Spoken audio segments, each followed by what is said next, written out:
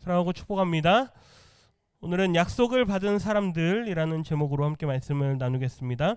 지난 시간에 사도행전 1장의 말씀과 이어지는 2장 전반부의 말씀에서 예수 그리스도를 통해서 복음서의 말씀들을 통해 우리가 함께 살펴보았던 구약의 예언의 말씀들이 어떻게 성취되어지는가, 그리고 이제 그 약속들은 이제 사도들을 통해서, 그리고 오순절 성령 사건 이후로 세워진 교회를 통해서 성령과 함께 계속해서 성취되어 간다라는 그 말씀을 함께 나눴습니다.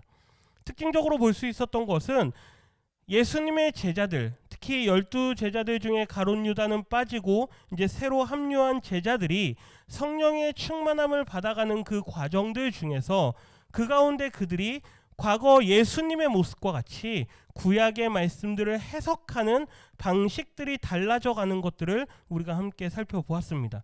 제가 말씀을 좀 어렵게 드렸지만 이걸 같이 한 번 더 읽어보겠습니다. 모든 사건은 하나님의 말씀으로 바탕으로 해석한다. 이게 오순절 성령 사건 그 전후로 베드로가 경험한 것이고 또 앞으로 많은 사도들이 경험하게 되는 일들이죠.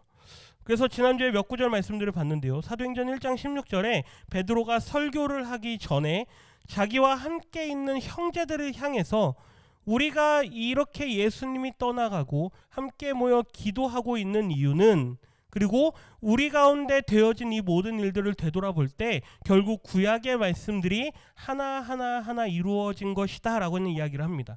그러면서 심지어 예수를 잡아 팔아버린 그 가룟 유다에 관한 이야기도 구약에 이미 예언된 말씀이었다라고 하면서 그 이야기를 하죠. 그리고 2장에 가면 오순절 성령 사건을 경험하면서 그들 가운데 성령의 충만함이 임하고 외국어로 그들이 방언하고 있는 그 모습들을 많은 사람들이 지켜봅니다. 그러면서 그들이 저들이 술 취했다, 저들이 미쳤다라고 막 이야기를 할 때 베드로가 당당하게 나서서 저들이 술에 취한 것이 아니라 그것 또한 요엘서에 기록된 말씀이 성취되는 것이다 라고 이야기를 합니다. 그리고 2장 31절 말씀 같이 한번 읽어봅니다. 미리 본 고로 그리스도의 부활을 말하되 그가 음부에 버림이 되지 않고 그의 육신이 썩음을 당하지 아니하시리라 하더니. 아멘. 계속해서 베드로가 설교를 이어가는데 마지막으로는 당신들이 잡아 죽인 예수 그리스도, 그분에 대한 예언을 이미 벌써 다윗이 시편의 기록으로 남겼다라고 이야기를 하면서 다윗은 이미 벌써 보았다. 예수님이 부활하실 거라는 것을 다윗은 이미 먼저 알았고 그리고 그것을 시편에 기록하지 않았느냐라고 하는 이야기들을 계속해서 전합니다. 앞서 읽었지만 이 모든 되어진 사건들, 그리고 앞으로 되어질 그 모든 사건들은 다 구약에 예언된 말씀들이 성령과 함께 성취되어진다라는 그러한 해석적인 관점을 그들이 갖게 되었다라고 하는 것이죠. 이러한 해석이 가능한 이유는 무엇이냐? 결국 성령께서 그들 가운데 임하셨기 때문에. 예수님께서 내가 가면 너희에게 약속된 성령이 임할 것인데 그 성령은 너희로 하여금 깨닫게 하고 생각나게 할 것이다 라는 말씀을 하셨습니다. 그래서 우리가 사도행전을 어떻게 읽어갈 것이냐 같이 한번 읽어보겠습니다. 사도행전은 약속을 받은 사람들이 성령과 함께 약속을 이뤄가는 이야기입니다. 이러한 해석의 관점을 우리가 가지고 앞으로 사도행전들을 계속해서 보도록 할 것입니다. 오늘은 이어지는 오순절 성령 사건 이후에 이루어지는 베드로의 설교, 그리고 그 설교에 대한 사람들의 반응의 모습을 함께 본문으로 보게 됩니다. 우리 36절 말씀을 같이 한번 읽습니다. 그런즉 이스라엘 온 집은 확실히 알지니 너희가 십자가에 못 박은 이 예수를 하나님이 주와 그리스도가 되게 하셨느니라 하니라. 아멘.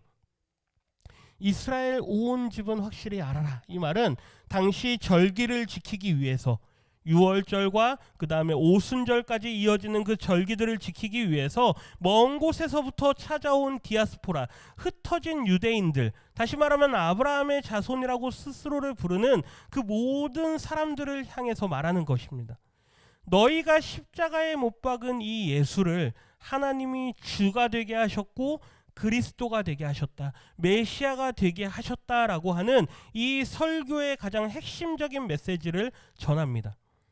이 말을 들은 사람들의 반응을 한번 보십시오. 37절. 그들이 이 말을 듣고 마음에 찔려 베드로와 다른 사도들에게 물어 이르되 형제들아 우리가 어찌할꼬 하거늘. 아멘. 베드로의 이 담대한 설교를 듣고 사람들이 마음에 찔려 합니다. 예수를 잡아 죽인 사람이 우리구나. 우리가 예수를 잡아 죽였구나. 그 예수를 잡아 죽인 우리는 이제 어떻게 해야 되느냐라고 하면서 제자들, 사도들을 향해서 물어봅니다. 그때 베드로가 이렇게 이야기를 하죠. 38절입니다. 베드로가 이르되 너희가 회개하여 각각 예수 그리스도의 이름으로 세례를 받고 죄 사함을 받으라. 그리하면 성령의 선물을 받으리니. 아멘. 너희가 해야 할 일은 단 한 가지. 회개하고 예수 그리스도의 이름으로 세례를 받고 죄 사함을 받으라.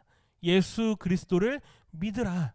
라고 하는 그것을 저들에게 명합니다. 그러면서 성령의 선물을 받게 될 것이다. 즉 성령을 약속으로 받았는데 그 약속된 성령을 당신들이 받게 될 것입니다. 라고 이야기를 하죠. 다 자기들도, 사도들 자기들도 예수님을 통해서 성령의 약속을 받았는데 그것을 선물로 오늘 받는 그것을 경험합니다. 그러면서 많은 사람들을 향하여서 당신들도 회개하고 예수 그리스도의 이름으로 세례를 받고 죄사함을 받으면 성령이 임할 것입니다. 라고 선포를 하는 것이죠. 그런데 특징적인 것은 이 성령에 관해서 이 베드로 사도가 한마디 더 붙이는 말씀입니다. 39절인데요. 같이 한번 읽어봅니다. 이 약속은 너희와 너희 자녀와 모든 먼데 사람 곧 주 우리 하나님이 얼마든지 부르시는 자들에게 하신 것이라 하고. 아멘. 이 약속, 성령의 약속, 성령을 선물로 받을 것이다라는 이 약속은 너희들, 그리고 너희뿐만 아니라 너희의 자녀들, 그리고 이곳에 모인 사람들뿐만 아니라 모든 먼데 있는 사람들, 앞으로 믿기로 택정된 그 사람들, 그러면서 하나님께서 얼마든지 부르시는 자들, 지금 이 시대뿐만 아니라 앞으로의 시대, 2000년이 지난 지금 오늘을 살아가는 저와 우리 성도님들에게도 해당되는 이 약속의 말씀입니다. 성령을 받을 것이다. 믿는 자들에게 성령을 주실 것인데 그것은 이미 벌써 하나님께서 약속하신 것이다. 얼마든지 그분께서 부르시는 자들에게는 약속을 주실 것이다 라고 말씀을 하는 것이죠. 그런 의미에서 오늘 우리는 약속을 받은 사람들입니다. 그 약속된 성령을 선물로 받은 사람들이란 이야기죠. 그러면서 계속해서 베드로가 여러 말로 확증하며 그들에게 권하며 이렇게 하십시오, 저렇게 하십시오, 앞으로 이러이러한 삶을 살아가십시오. 그렇게 했을 때 당신들이 이 패역한 세대에서 구원을 받게 될 것입니다. 라고 하면서 힘 주어서 설교 말씀들을 전하는 것을 보게 됩니다. 그의 이 설교의 말씀을 들은 사람들, 같이 한번 읽어봅니다. 그 말을 받은 사람들은 세례를 받음에 이날의 신도의 수가 3,000이나 더 하더라. 아멘. 폭발적인 성도의 증가가 일어나죠. 여기서 신도라는 말은 그날에 믿고 예수님을 믿기로 작정한 사람들을 이야기합니다. 많은 사람들이 회심하고 내가 이제 예수 그리스도를 믿고 성령의 선물을 받고 이제는 내가 변화된 삶을 살겠다. 예수님을 나의 구주로 모시고 살겠다라는 그러한 작정을 한 사람들을 이야기하는 것이죠. 이 얼마나 놀라운 사건입니까? 많은 사람들이, 많은 목회자들이 이 말씀을 읽을 때마다 우리 교회에도 한 번 설교하면 하루에 3,000명이 회개하고 부흥되는 역사가 일어났으면 좋겠다. 이런 이야기들을 합니다. 오순절날 특별히 초대교회가 세워지는 그날의 현장에 일어난 사건이죠. 놀라운 것은 이렇게 이 사건으로 말미암아서 이제 많은 사람들에게 이 복음이 전파되기 시작합니다. 그리고 예루살렘의 교회가 세워지죠. 그 말씀을 후반부의 42절부터 끝절까지 말씀에서 기록으로 남기는데요. 우리 42절 말씀 같이 한번 읽어보겠습니다. 그들이 사도의 가르침을 받아. 아멘. 상반절과 하반절 나눠서 봅니다. 이 사람들 함께 모여서 그날에 예수님을 믿기로 작정했던 사람들이 늘 그들이 모여서 무엇을 하느냐? 사도의 가르침을 받습니다. 근데 우리말 번역이 조금 잘못되어 있는 번역이 있어서 이걸 좀 바로잡으면요, 사도회라고 했을 때 이 사도는 복수입니다. 그러니까 베드로 한 사람만 이야기하는 게 아니라 12사도들, 마띠아까지 포함해서 12명의 사도들의 가르침을 받습니다. 그런데 그 뒤에 있는 가르침은 단수입니다. 12명이 가르치면 12개의 다른 걸 가르치는 게 아니라 12명이 가르치지만 한 가지를 가르친다는 얘기죠. 이해가 되십니까? 12사람이 다 다른 말을 하면 얼마나 혼란스럽겠습니까? 근데 그게 아니라 12사람이 가르치는 그 가르침의 내용은 단 한 가지.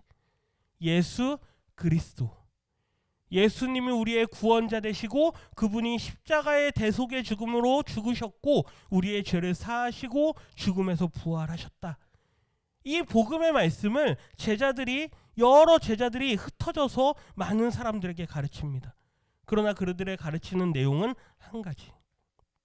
오늘날 한국교회 안에 예수 그리스도의 십자가의 복음, 예수 그리스도의 복음의 말씀이 강단에서 온전히 선포되어지는가? 아니면 이 많은 교회들, 많은 목회자들이 설교를 하고 말씀을 전하는데 그 가운데 복음과는 상관없는 말씀들이 중구난방으로 선포되어지고 있는가?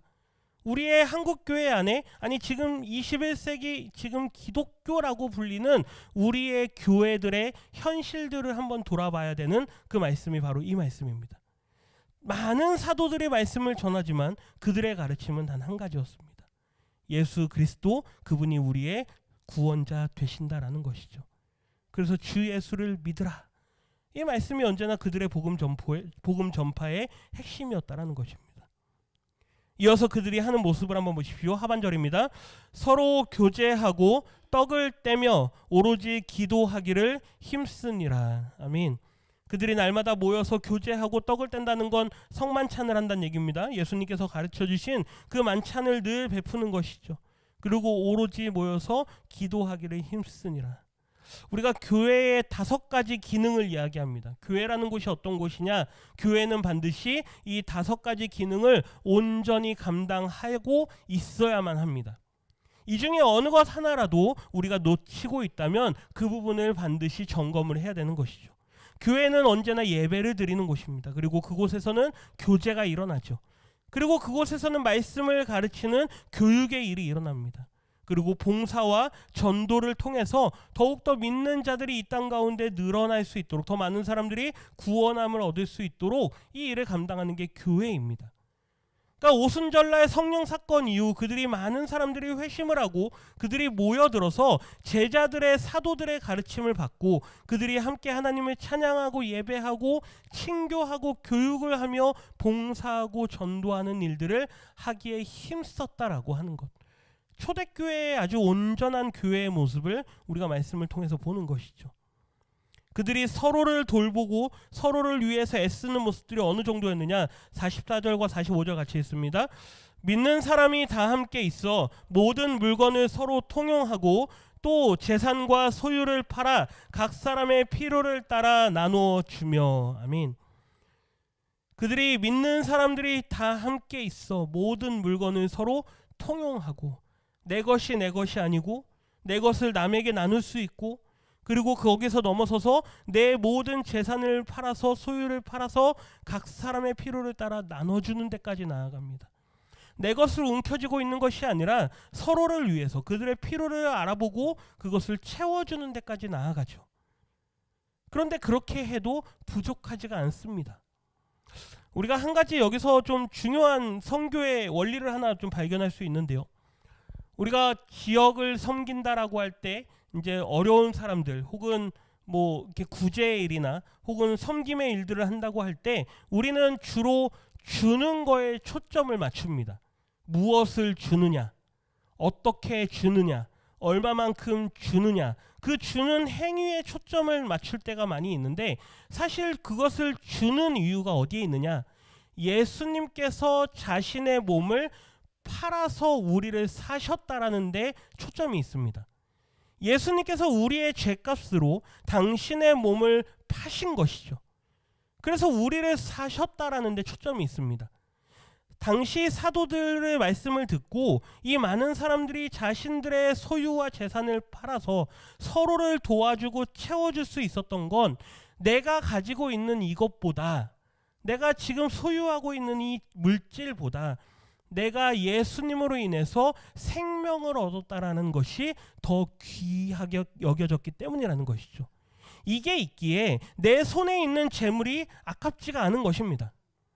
내가 생명을 얻었기 때문에, 예수님께서 당신의 몸을 파셔서 우리로 하여금 생명을 얻을 수 있도록 우리에게 생명을 나누어 주셨기 때문에 이제 우리가 이것을 저들에게 나누어 줘도 아깝지 않다라는 것이죠.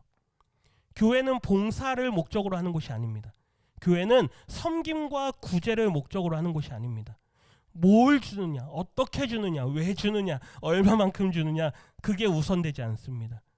우리가 주는 이유는 우리도 먼저 예수님께서 당신을 내놓으셨기 때문에, 예수님께서 당신을 내놓으셨기 때문에 우리도 그것을 본받아서 우리의 것을 내놓는 것입니다.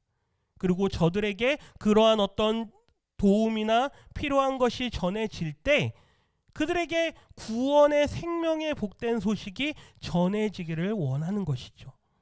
단순히 그들이 없기 때문에 도와주는 목적이 아닙니다. 그거는 믿지 않는 사람들도 잘합니다. 오히려 믿지 않는 사람들이 더 잘하죠. 뉴스에 나오지 않습니까? 어떤 할머니가 평생 동안 시장에서 뭘 팔아가지고 번 얼마를 어디에다가 기부하였다. 어떤 사람들은 자기의 이름도 알리지 않고 한밤중에 경찰서에다가 뭘 얼마만큼 갖다 놓고 갔더라. 세상에 믿지 않는 사람들도 그러한 일들을 잘합니다.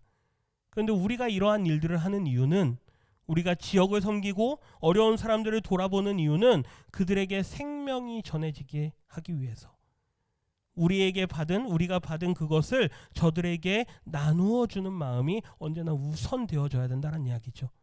그러니까 자랑할 게 하나도 없는 겁니다. 우리가 뭘 자랑하겠습니까? 교회가 이만한 일을 했다, 교회가 이 지역을 위해서 이만큼 대단한 일을 했다, 자랑할 일이 아니란 얘기죠. 왜요? 우리는 이미 벌써 받았기 때문에. 46절 말씀 같이 읽습니다. 날마다 마음을 같이하여 성전에 모이기를 힘쓰고 집에서 떡을 떼며 기쁨과 순전한 마음으로 음식을 먹고. 아멘. 날마다 마음을 같이하여서 성전에 모이기를 힘쓴다. 여기서 마음을 같이한다라는 게 우리가 지난주에 봤던 한 마음이 된 교회, 공동체는 언제나 하나의 마음으로 모인다. 그래서 성전에 모이기를 힘쓰고 집에서 떡을 떼고 기쁨과 순전한 마음으로 서로 교제를 나누고. 계속해서 보겠습니다. 47절 상반절.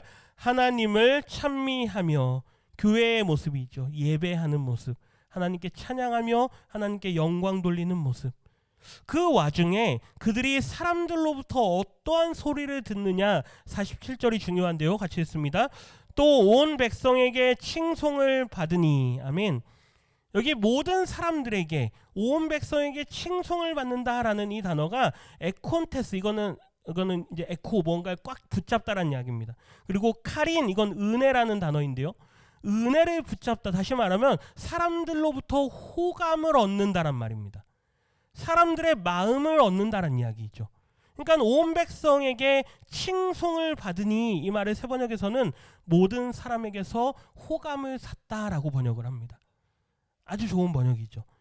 당시 예수님을 믿는다라는 사람들이 지역 사람들에게, 당시 주변에 있는 모든 사람들에게 저 사람들 참 호감 가는 사람들이야, 저 사람들 참 괜찮은 사람들이야, 이러한 소리를 들었다란 얘기죠. 교회 다니는 사람들 깍쟁이 같아, 교회 다니는 사람들 새침대기 같아, 교회 다니는 사람들 자기만 아는 사람들이야, 교회 다니는 사람들 이기적인 사람들이야. 오늘날 한국 기독교가 이런 소리 듣습니다. 이기적인 종교, 기독교. 근데 초대교회가 세워진 당시 이 모습은 모든 사람들에게서 호감을 샀다. 그래서 교회가 부흥할 때 뭐가 부흥이냐라는 그런 어떤 여러 가지 얘기가 있을 수 있지만, 교회가 주변에 좋은 소문이 날 때는 언제나 좋은 현상입니다. 좋은 현상이죠. 주변에 좋은 소문이 납니다. 교회가 사람들의 입에 오르내리는데, 교회가 안 좋은 이야기로 자꾸 구설수로 오르내리는 게 아니라 교회가 자꾸 좋은 얘기로 사람들의 입에 오르내릴 때는 좋은 현상입니다. 그때는 뭔가 좋은 일이 일어날 거란 얘기죠. 그런데 그게 우리가 뭔가를 기획하고 계획하고 뭐 어떻게 하려고 해서 하는 게 아니란 얘기죠. 누가 그 일을 할까요? 성령께서 성도들의 마음에 그러한 일을 불을 지펴줍니다. 계속해서 서로를 돌아보게 하고 서로를 섬기게 하고 지역에 계속해서 믿지 않는 자들에게 나아가서 복음을 전하게 하고 착한 일을 하게 하는 그러한 일들이 일어나죠. 제가 오늘 자랑할 일이 하나 있습니다. 제가 자랑을 할 겁니다. 제가 이 선물을 받았습니다. 네, 제가 이 교회에 와서 개인적으로 선물을 받은 게 첫 번째입니다. 네, 이게 뭔지 모르시겠죠? 수세미 이제 음료수, 그 다음에 김이 들어있고요. 그 다음에 과자가 들어있고 뻥튀기 뭐 이런 과자가 들어있는 걸 검은 비닐봉지에 담아서 어떤 분이 저한테 주셨습니다. 목사님 드리려고 챙겨놨다고 합니다. 교회 다니시는 분일까요? 아닙니다. 네, 교회 안 다니시는 분인데 어떤 분이 저한테 오더니만 이거 목사님 드리려고 챙겨놨다고 주십니다. 자랑하는 겁니다. 왜 자랑할까요? 지역에 좋은 소문이 나고 있다는 얘기죠. 지역에 좋은 소문이 나고 있다는 얘기는 반드시 좋은 일이 일어날 거란 이야기입니다. 하나님께서 교회를 사용하셔서 이건 그렇다고 해서 제 자랑이 아닙니다. 이건 우리 교회의 자랑입니다. 교회를 통해서 하나님께서 이 지역에 믿지 않는 자들의 마음을 계속해서 움직이실 거란 이야기이죠. 이러한 일이 일어날 때 어떠한 일이 일어나느냐? 하반절 말씀 같이 읽습니다. 주께서 구원받는 사람을 날마다 더하게 하시니라. 아멘.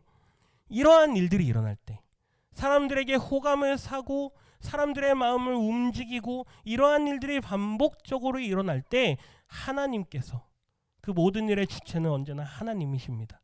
사람이 하지 않죠.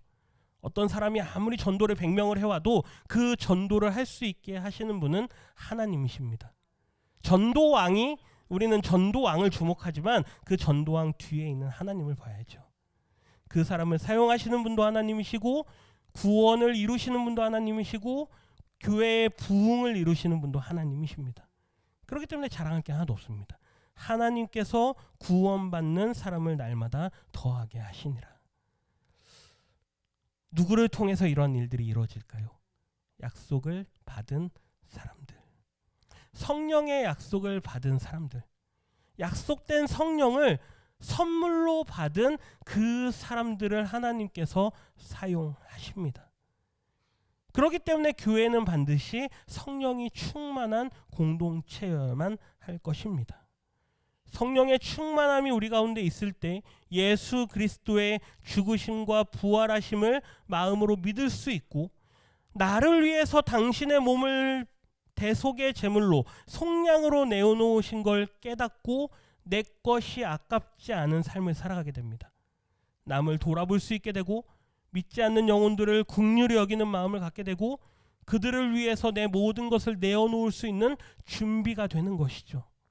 이러한 마음을 가진 사람들이 모인 공동체, 약속을 받은 사람들이 모인 공동체는 반드시 하나님께서 역사하시는 것이죠. 그것을 우리는 교회 역사들 안에서 많이 봐옵니다. 반드시 그 안에 어떠한 일이 일어나든 하나님께서 반드시 그 일을 이루고야 마신다라는 것을 우리는 말씀을 통해서 역사를 통해서 오랫동안 봐왔습니다. 바라기는 우리 고산 제1교회가 약속을 받은 사람들로 가득 찬 교회가 되기를 소원합니다. 그냥 사람들이 이 자리에 가득 차게 해주십시오. 이런 기도 하지 마십시오. 그런 기도는 중요하지 않습니다. 이 자리에 빈자리를 채워주십시오. 물론 귀한 기도이지만 그거보다 더 귀한 건 이 자리에 약속을 받은 사람들로 가득 채워주십시오. 성령의 충만한 사람들로 가득 채워주십시오. 하나님을 경외할 줄 알고 성령을 따라 살아가는 사람들이 이 자리에 가득 차게 해주십시오. 이러한 기도를 하시기를 부탁드립니다. 이 한 주간 약속을 받은 우리가 오순절 초대교회 성도들의 모습과 같이 정말로 하나님의 말씀을 읽고 듣고 묵상하기를 즐겨하면서 또한 우리에게 주신 은혜를 기억하면서 감사함으로 이 한 주간 지내실 수 있기를 주님의 이름으로 축복합니다. 기도합니다. 하나님 감사합니다. 초대교회가 세워지면서 이제 많은 사람들이 공동체로 모이게 되고 그 안에 그들이 한 마음으로 하나가 되어서 교회의 아름다운 모습들을 이뤄가는 그 모습을 우리가 함께 살펴봅니다. 성령께서 그들과 함께 하실 때 하나님 그 교회를 통하여서 하나님 주변에 믿지 않는 영혼들이 날마다 주님 구원받는 자의 수가 날마다 늘어나는 역사를 우리가 말씀을 통해 또한 보게 됩니다. 이제 그 약속된 성령을 우리 모두에게 선물로 주신 줄 믿사오니 하나님 이 자리에 모인 우리 모든 믿음의 성도들이 하나님 약속을 받은 성도들답게 하나님께서 날마다의 삶 속에 주시는 은혜를 따라 믿지 않는 영혼들에게 그리스도인의 모습으로 살아갈 수 있는 은혜를 우리 모두에게 허락하여 주시옵소서. 지역에 좋은 소문이 나게 하시고 그 성도 때문에 그 권사님 때문에 그 집사님 때문에 내가 예수 믿게 되었다라는 그 믿음의 간증이 더욱더 넘쳐날 때 그들을 사용하시고 그들을 움직이셔서 이 모든 구원의 일들을 이루시는 분이 하나님이심을 깨달으며 하나님께 감사로 영광 돌리는 우리 믿음의 공동체가 될 수 있도록 주님 역사하여 주시옵소서. 감사드리며 예수님의 이름으로 기도드립니다. 아멘.